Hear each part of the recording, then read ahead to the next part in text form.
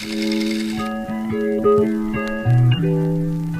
with calling, for example, you can't do your calling, you can't live out your calling if you feel like you're alone, if you feel like no one understands, if you feel like you're just on rock bottom.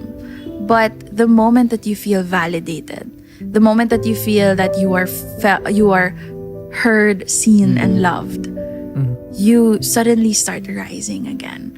You suddenly start standing up again for yourself, for your calling. Your imperfections and the struggle to love yourself, because that's one of the hardest things to admit, that you don't like yourself. And maybe a lot of people are watching and saying, buti pa sila, madali naman i-accept yung sarili kasi maputi sila, maganda sila, maganda yung ano nila. Pero this resounds so loud to me because I also struggle with that. There's a lot of things about me that are so difficult to accept and to love. And it's so easy to talk about loving yourself. But when you're aware of your flaws, when you're aware of your imperfections, when you're confronted with the reality that there are times when you really aren't good enough, minsan ang hirap yakapin ng sarili.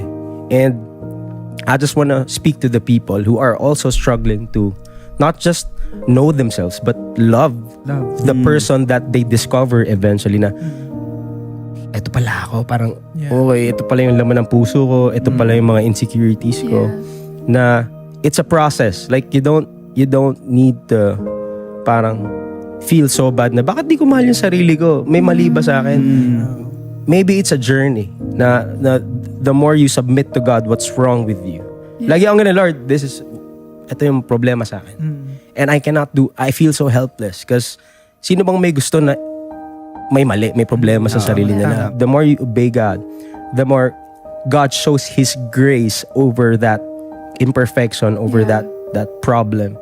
Sabi nga sa Bible, diba, my grace is sufficient in such a way that when you're weak, that's when you're strong. So that you will not be boastful, but all the more it will put you to your knees. And when you receive God's strength, that's when you're actually really strong. And and sometimes I wake up and it's so hard to love myself. Maybe if I just look a bit taller, maybe I would love myself. Maybe if I had more hair in this bald patch, maybe I would love myself, and maybe I would do better.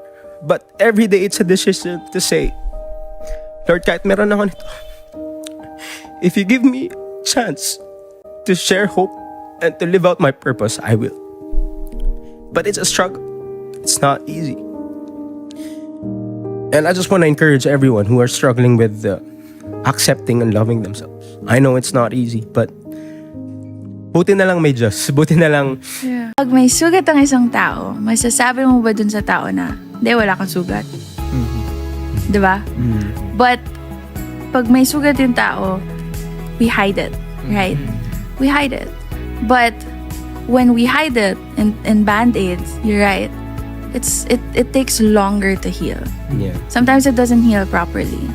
But when you expose it, put the right treatments on it, then it'll heal properly. Or remind yourself of how God loved you so much. Kasi pag naintindihan mo yung pagmamahal ni Lord sa'yo, mas madali mong mahalin yung sarili. Kasi kung si Lord nga, nasa Kanya na lahat ng bagay, minahal pa rin niya ako. That the more you empower and celebrate others, the easier it is to celebrate yourself. Because when you compare yourself, when you put people down, it dilutes you of confidence. But when you empower, when you encourage, when you uplift, your spirit also grows.